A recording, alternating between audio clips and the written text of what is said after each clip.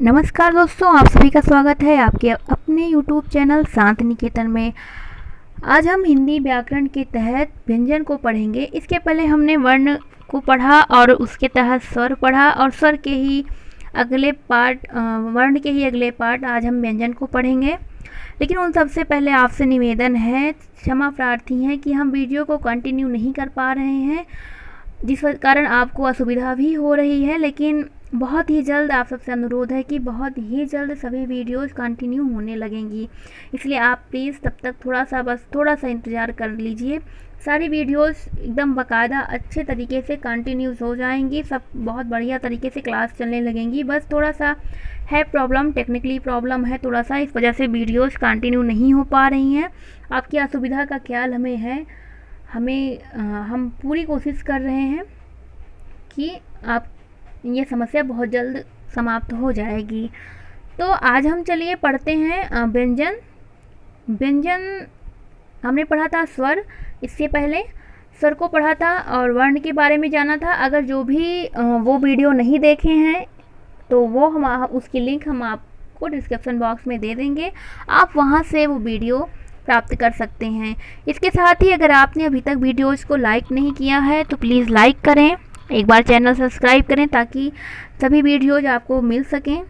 और चलिए हम पढ़ते हैं व्यंजन।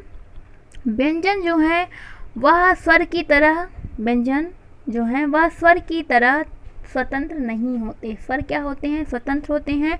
उनके उच्चारण के लिए हमें किसी अन्य वर्ण या स्वर की सहायता अन्य वर्ण की सहायता लेनी नहीं पड़ती। लेकिन व्यंजन उसके ठीक विपरीत होते हैं। व्यंजन जो है वह स्वर की तरह स्वतंत्र नहीं होते। वह ध्वनि जिनके उच्चारण के लिए किसी अन्य वर्ण या स्वर की आवश्यकता पड़ती है वह व्यंजन कहलाते हैं। अर्थात जैसे हम देखते हैं का है तो का स्वतंत्र उच्चारण नहीं हुआ है, यह एक व्यंजन है। और इसका स्वतंत्र उच्चारण नहीं हुआ है, यह का प्लस इसमें आ नामक स्वर जुड़ा हुआ है। इस वजह से यह जो है व्यंजन स्वतंत्र उच्चरित नहीं होता, यह किसी न किसी वर्ण या स्वर की सहायता से ही उच्चरित होगा, इसे स्वतंत्र उच्चरित नहीं होता। तो यह है व्यंजन। अब हम व्यंजन के बारे में उसकी संख्याओं को देखेंगे कि कितने प्रकार के व्यंजन होते हैं। लेकिन उससे पहले हम थोड़ा सा समझ लेते हैं कुछ वर्ड। जैसे हम देखते हैं कि कभी कभी ये हमारी जो सिरोरेखा है ये खड़ी पाई है, और ये सिरोरेखा है ये खड़ी पाई। हम देखते हैं कि यहाँ पर एक बिंदु होता है। यह बिंदु क्या कहलाता है? यह जो बिंदु है वह क्या कहलाता है? तो यह जो बिंदु है आप इसे समझते रहिए, यह है पंचमाक्षर, इसको हम पंचमाक्षर बिंदु कहते हैं। और यह जो है वह का वर्ग है उसके पांचवा जो अक्षर है उस पर लगाया जाता है। तो यह जो बिंदु है इस पे लगाया जाता है। कई सारे बिंदुएं हैं जो सिरोरेखा और खड़ी पाई के इर्द गिर्द रखे जाते हैं, तो उनके बारे में थोड़ी सी आप जानकारी समझ लीजिए, फिर हम व्यंजनों की संख्या को देखेंगे। तो प्रथम हमारा था ये वाला बिंदु जो खड़ी पाई के बाद रखा रहता है, तो वो पंचमाक्षर बिंदु कहलाता है और का वर्ग के पंचवें अक्षर में प्रयुक्त होता है। अगला जो है एक और प्रयोग वो है ये जो बिंदु है इसे क्या कहते हैं? यह जो बिंदु है इसे ताड़नजात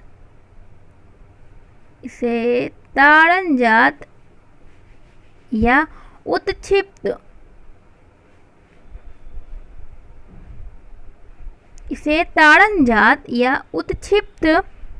चिन्ह कहते हैं।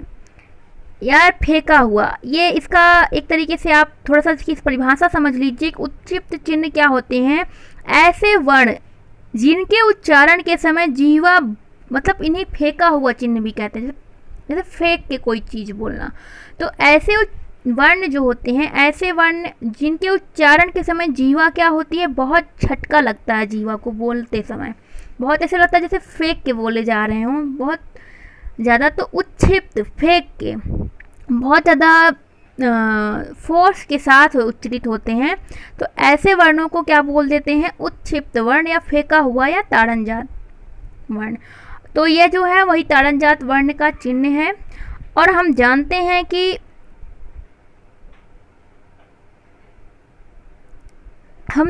कि यह जो बिंदु है वह किन दो वर्णों में प्रयुक्त होता है।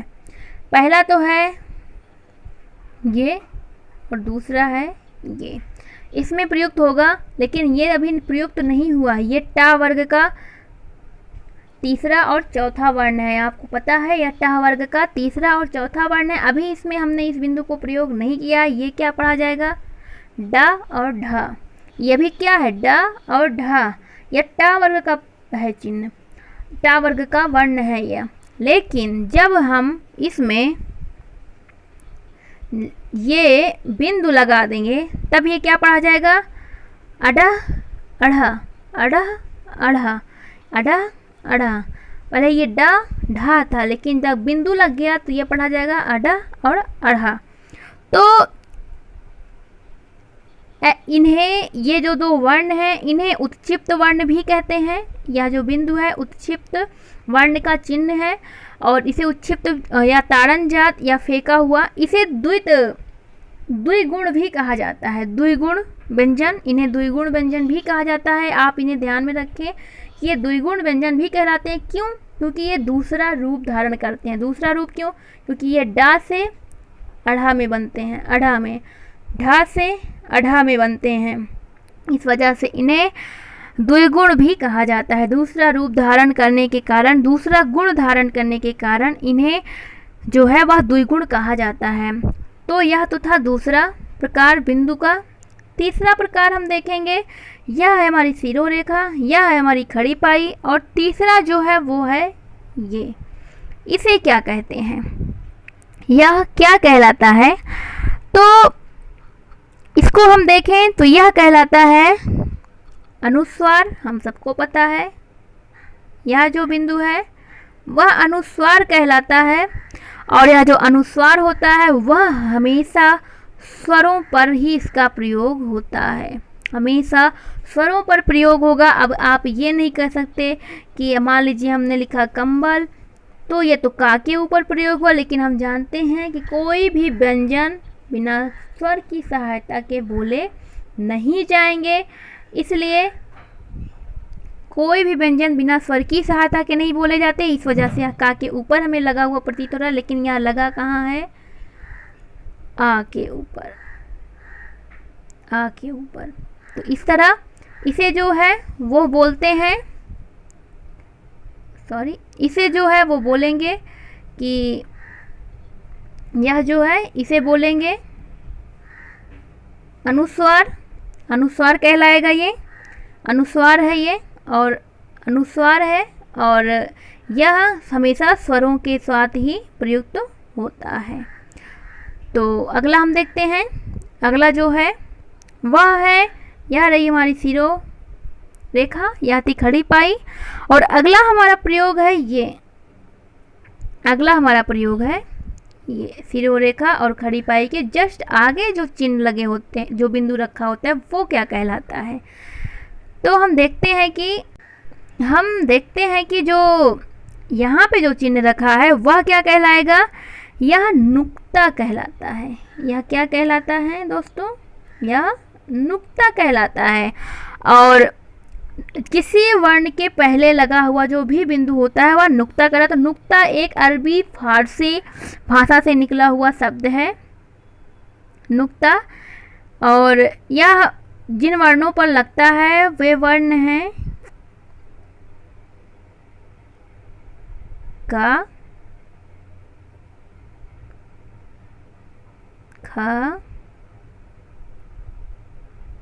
ग,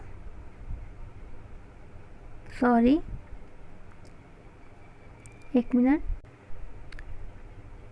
ज और फा, ज और फा। पांच वर्ण होते हैं जिनमें नुक्ता लगाया जाता है। यह अरबी फारसी भाषा से निकले हुए हैं।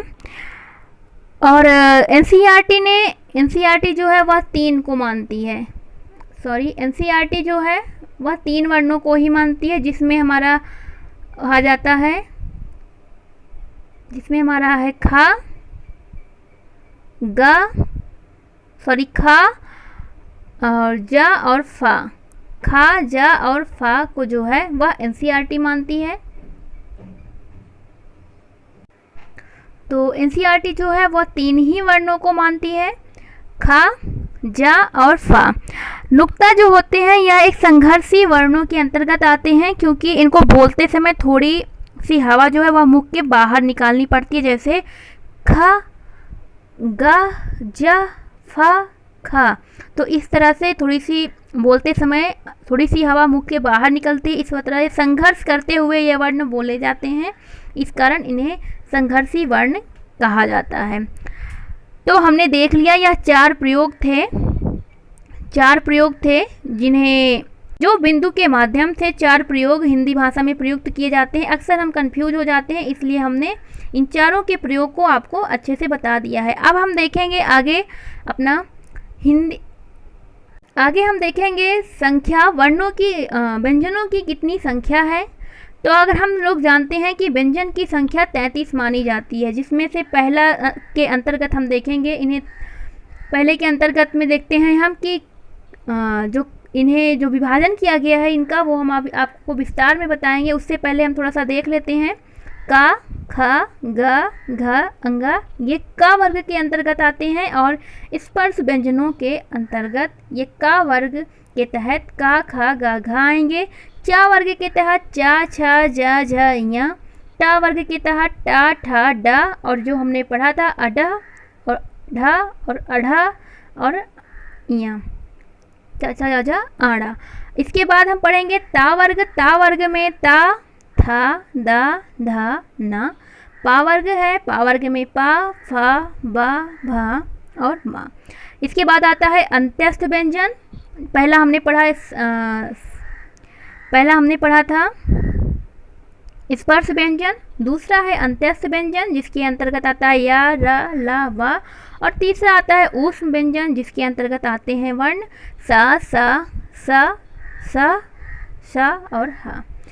तो टोटल हम देखते हैं कि हमारे टोटल वर्ण कितने हो गए 33। 25 जो हैं वो स्पर्श व्यंजन के माध्यम से 5 वर्गों के अंतर्गत जो बटे हुए हैं, 5 वर्गों के तहत आने वाले 5 वर्ण, 5 वर्ण, तो 25। 4 जो हैं वो अंत्यस्थ व्यंजन के और 4 जो हैं वो स्पर्श व्यंजन की। तो हमारे टोटल 33 व्यंजनों की संख्या कितनी हो जाती है 33। आगे हम देखेंगे वर्गीकरण के तहत हम विस्तार से पढ़ते हैं कि क्या होता है स्पर्श व्यंजन, क्या होता है अंत्यस्थ व्यंजन और क्या होता है ऊष्म व्यंजन। तो पहला हमारा जो वर्गीकरण है वह है अध्ययन की सरलता के आधार पर व्यंजनों का वर्गीकरण। तो जिसमें से पहला है स्पर्शी या स्पर्श व्यंजन। तो जिसमें हम देखेंगे कि स्पर्श व्यंजन किसे कहते हैं। यह ऐसे व्यंजन हैं जिन्हें उच्चारित करते समय जिह्वा जो है मुख के किसी न किसी भाग को अवश्य ही स्पर्श करती है, इसी कारण इन व्यंजनों को स्पर्शी व्यंजन कहते हैं। एक बार फिर से सुनिए, ये ऐसे वर्ण होते हैं जिन्हें उच्चारित करते समय जिह्वा मुख के किसी न किसी भाग को अवश्य स्पर्श करती है, इसीलिए इन्हीं व्यंजनों को स्पर्शी व्यंजन कहते हैं। और ऐसे जो व्यंजन होते हैं स्पर्शी व्यंजन, वह किसी न किसी वर्ग में बटे होते हैं, इसी कारण इनको वर्गीय व्यंजन भी कहा जाता है। जैसे हम स्पर्श व्यंजन को देखते हैं, वह 5 वर्गों में विभाजित है और अपने वर्गों के कारण ही, विभाजित होने के कारण ही इसे वर्गीय व्यंजन भी कहा जाता है। तो यह था स्पर्श व्यंजन। इसके अंतर्गत हम देखते हैं पहला जो कितने वर्ण आते हैं 25 वर्ण आएंगे, 25 व्यंजन आएंगे। का से लेकर माँ तक के सभी जो व्यंजन हैं, जो वर्ण हैं, वो इसके अंतर्गत आएंगे। का वर्ग के 5 वर्ण, खा वर्ग के 5 वर्ण, गा वर्ग के 5 वर्ण, का वर्ग के 5 वर्ण, चा वर्ग के 5 वर्ण, टा वर्ग के 5 वर्ण, ता वर्ग के 5 वर्ण और पा वर्ग के 5 वर्ण। टोटल मिला के 25 वर्ण हो जाते हैं, अर्थात का से लेकर माँ तक के सभी वर्ण स्पर्श व्यंजन के अंतर्गत आते हैं। दूसरा पार्ट है अंत्यस्थ व्यंजन। दूसरा जो भाग है अध्ययन की सरलता के आधार पर विभाजन का, वह है अंत्यस्थ। अंत्यस्थ व्यंजन कौन से व्यंजन होते हैं? तो अंत्यस्थ जैसे नाम से ही स्पष्ट है कि जो अंदर ही अंदर बोले जाते हैं, मतलब जिनका उच्चारण हम अंदर ही अंदर कर लेते हैं। कभी स्पर्श हुआ जीवा, मुंह के से स्पर्श हुआ तो कभी नहीं हुआ, तो किसी में स्पर्श होता है और किसी में स्पर्श नहीं होता, तो यह अंदर ही अंदर बोल लिए जाते हैं। इस वजह से इन्हें अंत्यस्थ व्यंजन भी कहा जाता है, जिसके अंतर्गत हमारे 4 वर्ण आते हैं, 4 व्यंजन आते हैं, जो कि हैं य, र, ल और व। जिसमें से हम देखेंगे कि जो य और व है, जो य और व है, यह बिना स्पर्श किए सीधे बोल दिए जाते हैं। इस कारण इन्हें कभी कभी इसी वजह से इन्हें अर्ध स्वर भी कहा जाता है। ये जो है ये एग्ज़ाम में बहुत ही ज़्यादा पूछता है, इसे अर्ध स्वर कहते हैं, या और वा। या और वा इसी वजह से, क्योंकि यह स्पर्श नहीं होते, इस वजह से यह मुख अवयवों को स्पर्श नहीं करते बोलते समय, इस वजह से इन्हें अर्ध स्वर की संज्ञा दी जाती है। तो यह थे हमारे अंत्यस्थ, जिसमें से जिनकी संख्या 4 है, अंत्यस्थ व्यंजन जिनकी संख्या 4 है, और इन चारों में जो 2 व्यंजन होते हैं वो अंत्यस्थ के साथ साथ अर्धस्वर भी कहलाते हैं। अगला जो है वह है ऊष्म व्यंजन। ऊष्म व्यंजन को हम समझते हैं। ऊष्म व्यंजन जो है यह एक ऐसे व्यंजन होते हैं जिसमें जिह्वा जो है वह मुख अवयव के पास आती है किंतु स्पर्श नहीं करती, और क्या होता है कि वायु जो होती है वो बहुत ही संघर्ष के साथ बाहर निकलती है, बहुत ही घर्षण करती हुई संघर्ष के साथ बाहर निकलती है, जिस कारण क्या होता है कि हवा एकदम गर्म हो जाती है। अर्थात हम फिर से समझते हैं, ऊष्म जैसा कि हम नाम से ही स्पष्ट है कि गर्म। तो ये ऐसे व्यंजन होते हैं जिनके उच्चारण के समय क्या होती है कि जीवा जो है मुख अवयव के पास तो आती है किंतु वह मुख अवयवों को स्पर्श नहीं करती। इस वजह से क्या होता है कि जो हवा है हमारी, जो प्राण वायु है हमारी, वह संघर्ष करती है और घर्षण के साथ मुख से हमारे बाहर निकलती है, और घर्षण करने के कारण हवा जो होती है वह गर्म हो जाती है, और इस वजह से जो इसके तहत व्यंजन बोले जाते हैं, जो वर्ण उच्चरित होते हैं, उन्हें ऊष्म व्यंजन कहते हैं। तो इसमें जो है इनकी संख्या 4 है, ऊष्म व्यंजनों की संख्या 4 है, जैसा कि आप सभी ने देखा था, और वह है स, श, श और ह। ये चारों जो हैं वह ऊष्म व्यंजन कहलाते हैं। तो यह थी हमारा पहला वर्गीकरण अध्ययन की सरलता के आधार पर। अब हम अपना दूसरा विभाजन देखेंगे। दूसरा विभाजन है घोष या कंपन के आधार पर। घोष या कंपन के आधार पर व्यंजनों का वर्गीकरण, जिसमें से पहला हमारा है अघोष।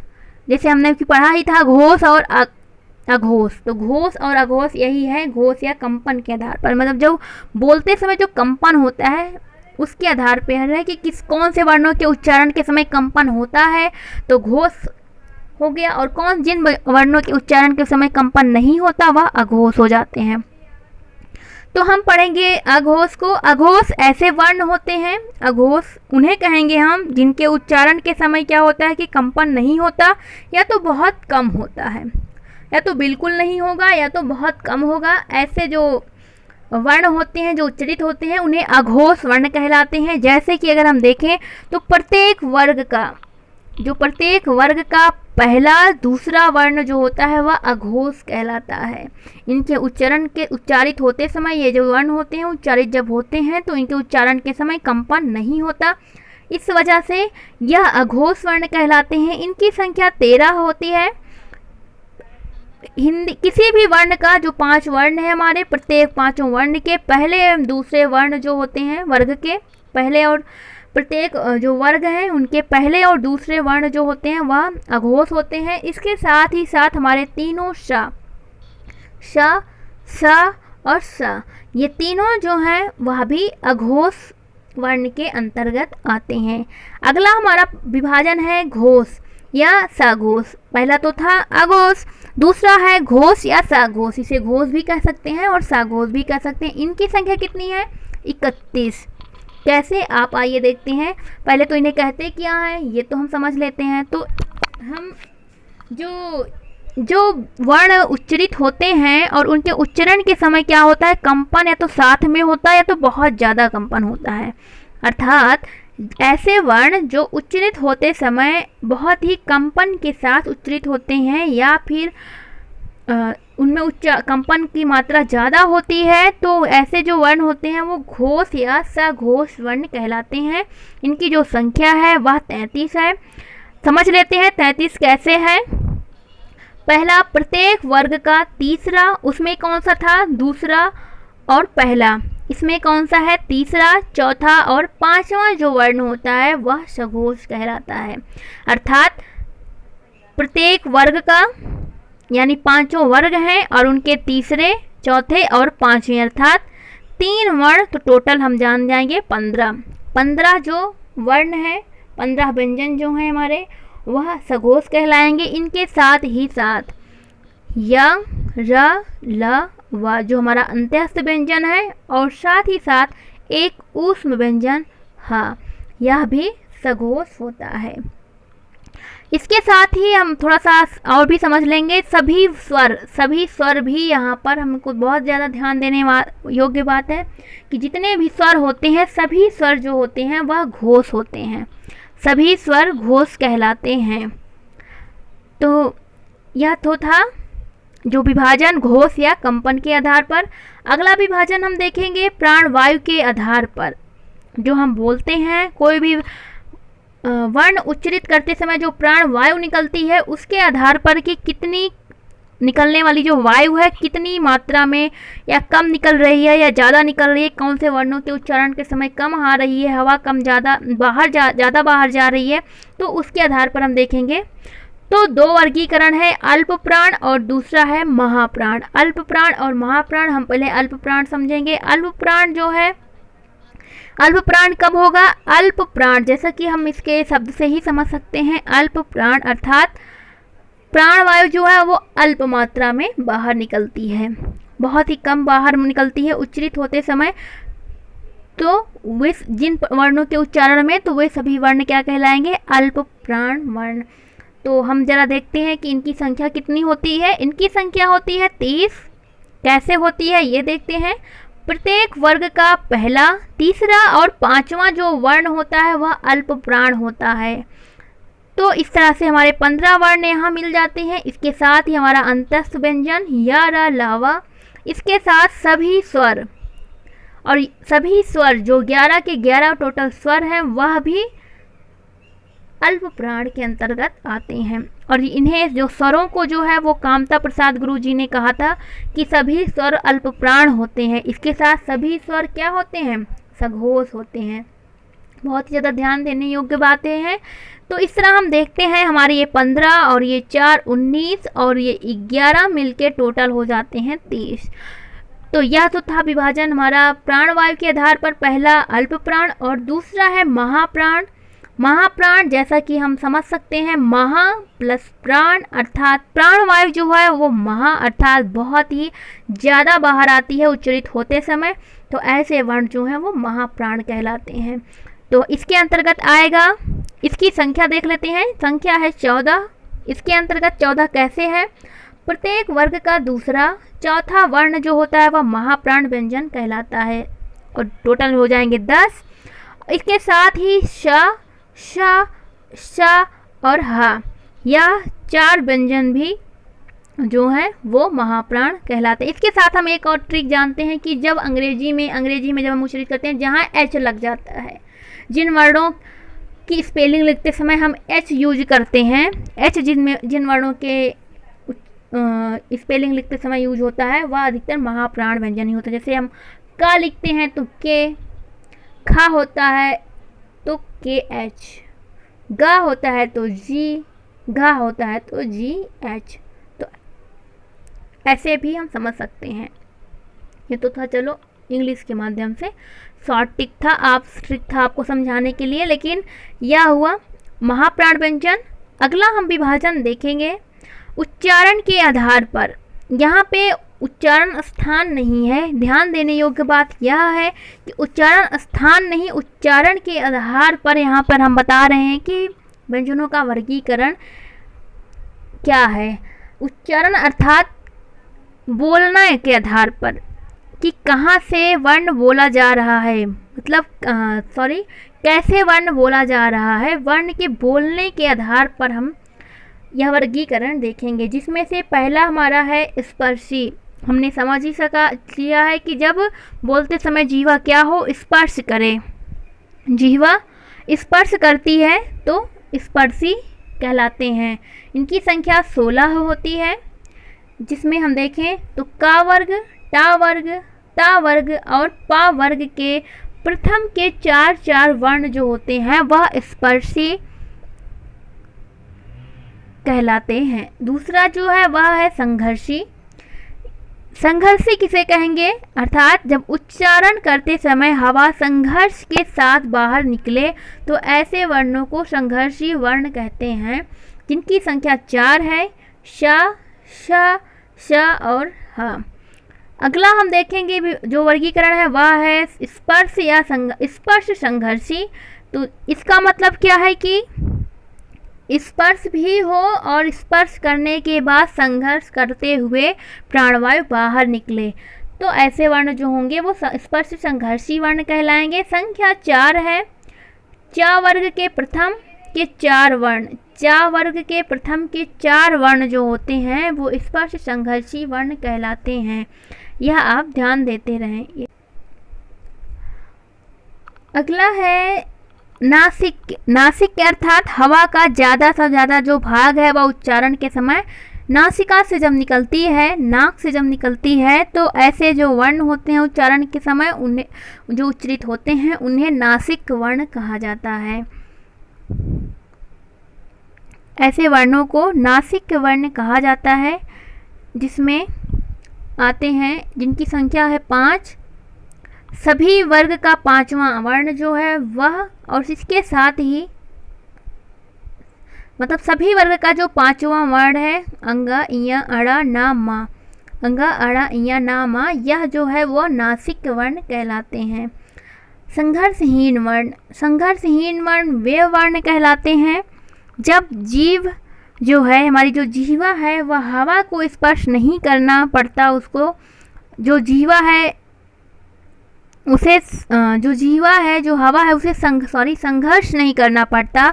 जब संघर्ष नहीं करना पड़ता तो जब ऐसे वर्ण बिना संघर्ष के ही उच्चरित होते हैं तो उन्हें संघर्षहीन वर्ण कहते हैं। और ये वर्ण हैं, इनकी संख्या है 2, या और वा। इन्हें अर्धस्वर भी कहते हैं। अगला है प्रकंपित। इसे लुंठित वर्ण भी कहा जाता है। प्रकंपित वर्ण को लुंठित वर्ण भी कहा जाता है। ये जो वर्ण होते हैं उच्चारण के समय जो जीवा होती है वह मुख से घर्षण करते हुए बाहर निकलती है। इनकी संख्या 1 है। रा हमेशा एग्जाम में पूछता है, यह भी मोस्ट इम्पॉर्टेंट है। यह पूरा विभाजन जो है वह बहुत ही इम्पॉर्टेंट है। पूछता है प्रकंपित वर्ण क्या होता है, तो ये रा जो होता है वह प्रकंपित वर्ण है। जैसे पूछ लिया या वह किस प्रकार के वर्ण हैं, तो संघर्षहीन वर्ण है और अर्धस्वर भी कहलाते हैं। रा किस प्रकार का वर्ण है, तो रा प्रकंपित वर्ण है, या आप जानते रहिए। इसके बाद अगला है पार्श्विक वर्ण। पार्श्विक वर्ण वे वर्ण कहलाते हैं, ध्यान दीजिए, प्रकंपित वर्ण जो है वो रा है। पार्श्विक इसे लुंठित भी कहते हैं।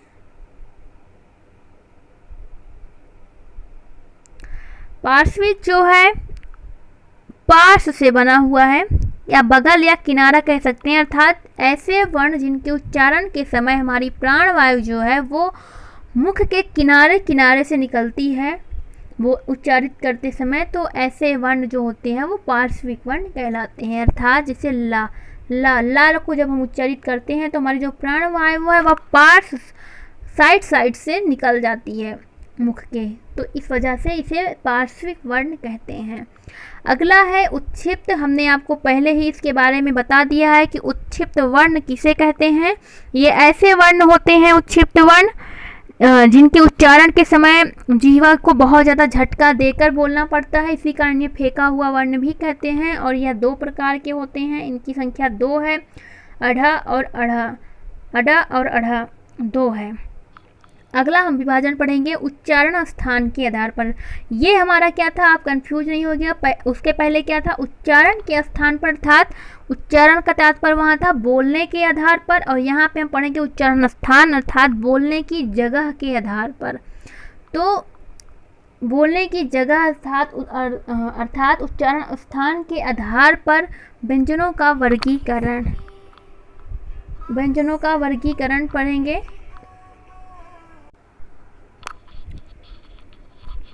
अगला हम विभाजन देखेंगे उच्चारण स्थान के आधार पर व्यंजनों का वर्गीकरण। यह बहुत ही इम्पॉर्टेंट है, परीक्षा में हमेशा पूछा जाता है।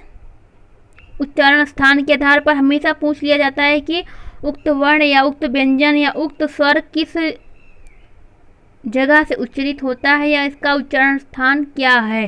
तो यह बहुत ही ज़्यादा एग्ज़ाम्स में पूछा जाता है और हर प्रकार के एग्ज़ाम्स में पूछा जाता है। तो हमारा जो पहला इसमें का विभाजन का पहला प्रकार है वह है कंठ। कंठ, इसका एक सूत्र भी है जिसके तहत आप और अच्छे से समझ सकते हैं। अकुह विसर्जनीय नाम कंठ, अर्थात आ यहाँ पे दोनों आ आएंगे, आ अर्थात ह्रस्व आ और दीर्घ आ दोनों यहाँ वर्ण रहेंगे, दोनों ही स्वर। आ कुह, कु अर्थात का वर्ग, हा अर्थात हा, और साथ में विसर्जनीय, विसर्ग भी, विसर्ग अर्थात ह्रस्व आ, दीर्घ आ, का वर्ग के सभी वर्ण और विसर्ग जो है वह कंठ के अंतर्गत बोले जाते हैं। का उच्चारण स्थान जो है वह कंठ है। इसके साथ ही साथ हा भी जो है, हा का भी उच्चारण स्थान कंठ है, लेकिन पूर्ण रूप से हम कह सकते हैं कि यह कंठ नहीं है। इसको अलिजिह्वा भी बोलते हैं। एक वर्गीकरण अभी लास्ट में हम आपको बताएंगे। तो जो हा है, हा का उच्चारण स्थान कंठ भी माना जाता है, और इसके तहत जो है इसका उच्चारण स्थान काकल्य और कंठ दो होता है। इस वजह से यह पूर्ण कंठ नहीं है, तो इसको कंठ के भी अंतर्गत हम रख सकते हैं और काकल्य प्लस कंठ या अलिजिह्वा के अंतर्गत भी रख सकते हैं। तो पहला जो हमारा विभाजन का प्रकार था वह है कंठ, जिसके अंतर्गत बोले जाने वाले वर्ण हैं हमारे ह्रस्व आ, दीर्घ आ, का वर्ग के सभी वर्ण, विसर्ग और हा, लेकिन हा पर पूर्ण रूप से यह कंठ नहीं है।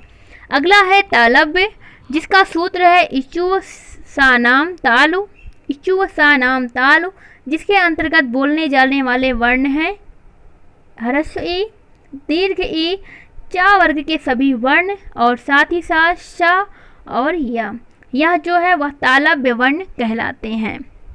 अर्थात जो इनका उच्चारण है वह तालव्य से होता है, तालु से इनका उच्चारण स्थान होता है, इस कारण से यह तालव्य वर्ण कहलाते हैं।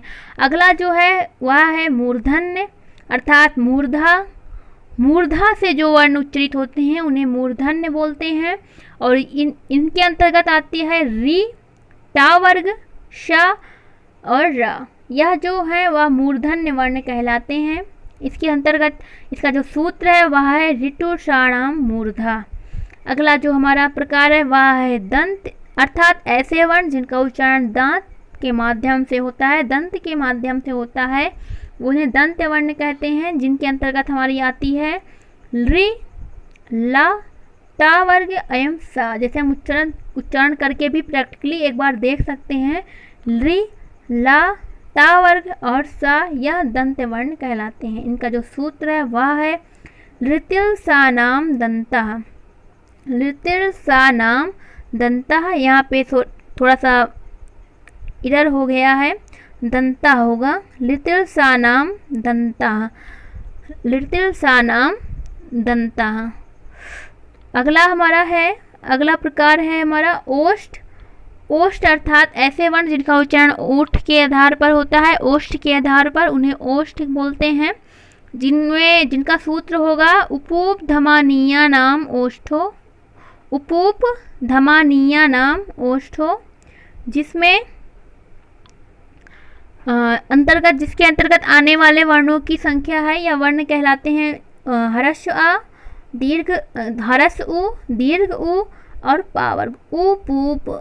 ह्रस्व उ, दीर्घ उ और पा वर्ग जो हैं वो ओष्ठ वर्ण कहलाते हैं और यह ओष्ठ से उच्चरित होते हैं।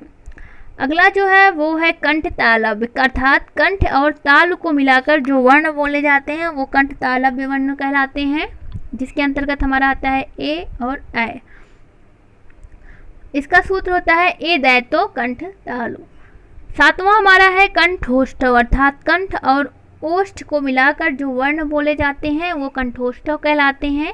इसके अंतर्गत हमारा आता है ओ और औ, जिसका सूत्र है ओ दाव तो कंठोष्ठम। आठवां हमारा है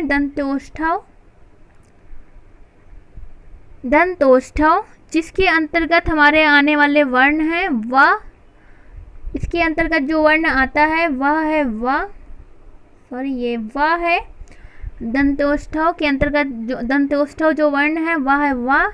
इसका सूत्र है वकारस्य दंतोष्ठव, दंत अर्थात दांत और ओष्ठ के सहायता से जो वर्ण बोले जाते हैं वो दंतोष्ठव होते हैं और यह जो उसका उदाहरण है वह है वा। अगला है हमारा नौवां नासिका, नासिक जो नासिका के माध्यम से नासिका की सहायता से बोले जाते हैं उन्हें नासिक कहते हैं, जिनके अंतर्गत हमारे 6 वर्ण आते हैं अंगा, इया, अड़ा, ना, म और अंग। जो हमारा अनुनासिक है वह या नासिका नासिक के वर्ण कहलाते हैं। अगला अंतिम है, जैसा कि हमने बताया था कि हा वर्ण जो है वह पूर्ण कंठ नहीं है, इसी कारण इसे, क्योंकि यह काकल की सहायता से भी बोला जाता है, कंठ के साथ साथ यह काकल की सहायता से बोला जाता है, इसीलिए यह पूर्ण वर्ण नहीं है और इसे अलजिह्वा वर्ण कहते हैं। हा जो है वह काकल और कंठ के माध्यम से बोला जाता है की सहायता से, इसीलिए इसे अजिह्वा वर्ण भी कहते हैं। आगे हम देखते हैं, यह तो था व्यंजनों का वर्गीकरण विभिन्न प्रकार से कि कहाँ से कौन सा वर्ण बोला जाता है या उनका उच्चारण स्थान क्या है। अब हम देखेंगे कुछ हिंदी के अन्य वर्ण। या तो हमारे 33 जो वर्ण, 33 व्यंजन और हमारे 11 स्वर हो गए। अब हम हिंदी के अन्य वर्ण को बारे में समझेंगे। जो मुख्य वर्ण थे स्वर और व्यंजन वो तो कंप्लीट हो गया। अन्य वर्ण में देखेंगे हमारे 2 आते हैं अयोगवाह वर्ण, जिनकी संख्या 2 है, अंग और आ। पहले ही कहा गया था, बताया गया है, अयोगवाह वर्ण ऐसे वर्ण होते हैं जिनका प्रयोग व्यंजनों के साथ नहीं होता, केवल स्वर के साथ होता है और हमेशा इनकी जो मात्रा होती है वह सदैव गुरु में होती है, अर्थात दीर्घ होती है। इनकी जो मात्रा गिनी जाती है, अक्सर हम छंदों में, इन्हें हमें मात्रिक छंदों में खास तौर पर ध्यान देने योग्य बात है। तो इनकी जो मात्रा होती है अयोगवाह वर्णों की, अर्थात अंग और आह, अर्थात विसर्ग और अनुस्वार, यह विसर्ग और अनुस्वार जो है यह जो है वह अनुस्वार है, यह जो है आह यह विसर्ग है। तो इनकी जो मात्रा होती है सदैव दीर्घ होती है, गुरु होती है। इस कारण ये हमेशा इनकी एक विशेषता है कि यह हमेशा व्यंजन वर्णों के साथ नहीं बल्कि स्वर्ण वर्णों के साथ प्रयोग में लाए जाते हैं। अगला है संयुक्ताक्षर। हमने 33 व्यंजन पढ़े, लेकिन हमारे उसके बाद 4 संयुक्ताक्षर भी आते हैं, जिसमें हमारा है छ। छ जो है वह किन किन वर्णों के योग से बना है? 4 संयुक्ताक्षर होते हैं। संयुक्ताक्षर किसे कहते हैं? जो ऐसे वर्ण संयुक्ताक्षर किन्हें कहेंगे? ऐसे वर्ण जो 2 व्यंजन और 1 स्वर, 2 व्यंजन 1 स्वर की सहायता से बने हों। ऐसे वर्ण या ऐसा अक्षर जो 2 व्यंजन या और 1 स्वर की सहायता से बनते हैं उन्हें संयुक्ताक्षर कहते हैं। तो इनकी संख्या जो है वो 4 है। पहला हम देखते हैं छ, जो क श के योग से बनता है। यह एग्जाम में बहुत ही ज़्यादा इम्पॉर्टेंट है। त्र, त,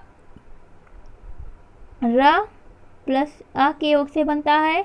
ज्ञा जो है वो हलंत जा या और आ के योग से बनता है। अगला है श्रा, श्रा श्री वाला श्रा जो है स और रा, तालब सा और रा और प्लस आ के योग से बनता है। तो यह 4 बेहद इम्पॉर्टेंट हैं एग्ज़ाम की दृष्टिकोण से। अगला हम देखते हैं अपना जो है वह है विकसित स्वर। विकसित स्वर या अनुनासिक या चंद्रबिंदु जिनकी संख्या 1 है अ। इसको हम अक्सर देखते हैं, इसे विदेशी चंद्रबिंदु स्वर है, चंद्रबिंदु स्वर है यह। तो अक्सर इसको हम देख सकते हैं। यह जो है वह अनुस्वार का तत्सम रूप है। अनुस्वार का जो है यह तत्सम रूप है।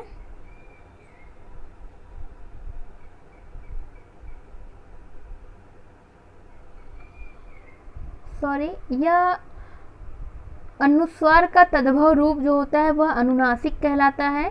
अनुस्वार का तद्भव रूप जो होता है वह अनुनासिक कहलाता है। अनुस्वार जो है इसका जो अनुस्वार होता है वह इसका तत्सम रूप है और यह जो होता है अर्धचंद्रा बिंदुकार जो हम पढ़ते हैं वो अनुनासिक है और यह अनुस्वार का तद्भव रूप है।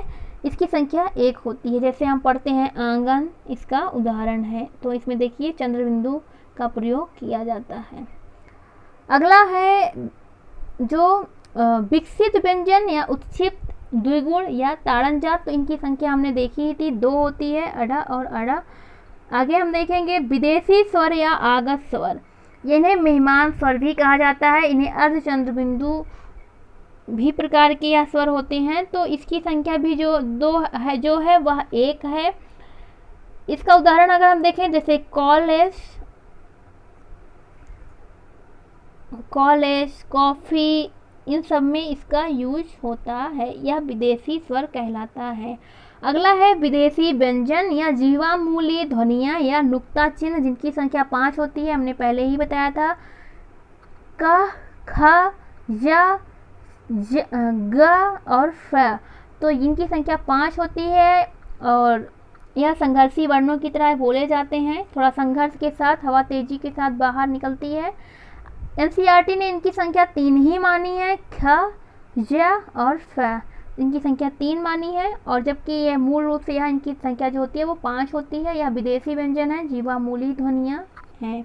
इन्हें नुक्ता चिन्ह कहते हैं। अरबी फारसी की शब्दावली से यह बने हुए हैं। तो इस प्रकार जो था यह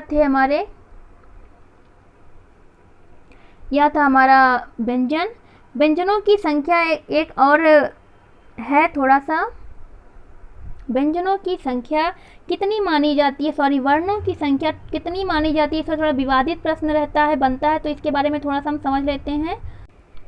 अगला एक छोटा सा टॉपिक है, हम पढ़ेंगे वर्णों की संख्या। बहुत ही विवादित रहता है कि कोई कहता है वर्णों की संख्या जो है वो 33 है, कोई कहता है 44 है, कोई कहता है 52 है, कोई कहता है वर्णों की टोटल संख्या 56 है। तो इस पर हम थोड़ा सा देखेंगे। हमारे जो स्वरों की संख्या है हमने पढ़ा था तो उसकी संख्या 11 है और व्यंजन जो है हमारे 33 हैं। तो 11 और 33 मिला के टोटल हो गए कितने, 44। ये जो 44 हैं, जब पूछे कि वर्णों का जो मूल वर्ण है या साधारण वर्णों की संख्या कितनी है या मूल वर्ण जो कहलाते हैं वो कितने हैं, तो उनकी संख्या कितनी है, 44। हमेशा याद रखने की बात है कि जो मूल वर्ण होते हैं वो 44 हैं। साधारण वर्ण या मूल वर्ण जिन्हें कहते हैं उनकी संख्या होती है 44। अब हम आगे देखेंगे। आगे हमारा आता है 2 हमारे अयोग वहाँ हैं, जैसा कि हमने अभी पढ़ा था। 2 हमारे अयोग वहाँ हैं, 4 हैं संयुक्ताक्षर और 2 हैं उत्क्षिप्त व्यंजन। तो मिला के हो गए 2, 4 और 2 मिलाकर हो गए 8। अब हमारे कितने थे, हमारे थे 44 थे।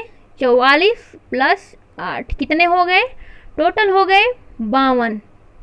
ये जो 52 संख्या है, जो बोला जाता है कि 44 वर्ण, तो 44 भी सही है, लेकिन 44 तब सही है जब हमारे पूछता है एग्जाम में कि वर्णों के मूल वर्णों की संख्या कितनी है। तो मूल वर्ण की संख्या हिंदी साहित्य में हिंदी जगत में मूल वर्णों की संख्या जो है वह है 44। लेकिन यदि पूछता है कि हिंदी में कुल वर्णों की संख्या कितनी है, तो हम संयुक्ताक्षरों को, उत्क्षिप्त वर्णों को और 2 अयोगवाह वर्णों को भी संयुक्त करके ही उनकी संख्या बताएंगे और ये तब हमारे टोटल संख्या हो जाती है 52। इस प्रकार जब भी पूछे एग्जाम में कि हिंदी में कुल वर्णों की संख्या कितनी है तो 52, और जब ये पूछे कि हिंदी में मूल वर्णों की संख्या कितनी है तो वो 44। अब हम आगे और देखते हैं, हमारे विदेशी वर्ण भी हैं जिनकी संख्या 4 है। 4 क्यों है? क्योंकि 3 NCERT वाला नुक्ता वाले जिसमें हमारे आ जाता है 3 वर्ण जो ख, ज और फ, जो NCERT ने माना है, इसके साथ हमारा एक अनुनासिक। तो ये जो 4 हैं इन्हें जो माना गया है, ये जो 4 जो विदेशी वर्ण हैं, जब ये योग करते हैं 52 के साथ जब ये योग किए तो उनकी संख्या हो जाती है टोटल 56। और ये क्या कहलाते हैं? ये हिंदी के मानक वर्णों की संख्या कितनी हुए? 56। अगर पूछता है एग्जाम में कि देवनागरी लिपि के अनुसार हिंदी के मानक वर्णों की संख्या कितनी है, तो तब हम लगाएंगे 56। और या जब पूछे कि हिंदी में कुल वर्णों की संख्या कितनी है, तब हम लिखेंगे 52। और जब हमारे एग्ज़ाम में यह पूछे कि मूल वर्णों की संख्या कितनी है, तब हम बताएंगे 44। तो यह कंफ्यूज होने वाली इसमें बिल्कुल भी बात नहीं है। यह तीनों ही जो संख्या है आप इन्हें याद रखें कि किन किन आधारों पर यह 44 और 52 और 56 का कॉन्सेप्ट है। तो आप इन्हें समझें, जिस आधार पर पूछे वही संख्या हमें लगानी है। तो इस तरह हमारा व्यंजन कंप्लीट हुआ। हमने वर्णों के दोनों ही प्रकार, स्वर और व्यंजन को अच्छे तरीके से पढ़ लिया है। इस तरह जो भाषा के 3 मुख्य अंगों में पहला जो अंग है वर्ण, उसे हमने बहुत अच्छे तरीके से पढ़ लिया है। और अब हम शब्दों पर चर्चा करेंगे। वर्ण विचार समाप्त हो गया है। अब हम अगली वीडियो में शब्द विचार पर चर्चा करेंगे कि शब्द कैसे होते हैं, शब्दों की बनावट, शब्दों की जो उत्पत्ति के आधार पर, व्युत्पत्ति के आधार पर, विकार के आधार पर सबका विभाजन वगैरह हम देखेंगे अच्छे से, विस्तार से, एक भी बिंदु नहीं छूटेगा। तो हम अगले वीडियो के साथ शब्द विचार नामक टॉपिक के साथ अगले वीडियो के साथ उपस्थित होंगे। तब तक के लिए नमस्कार।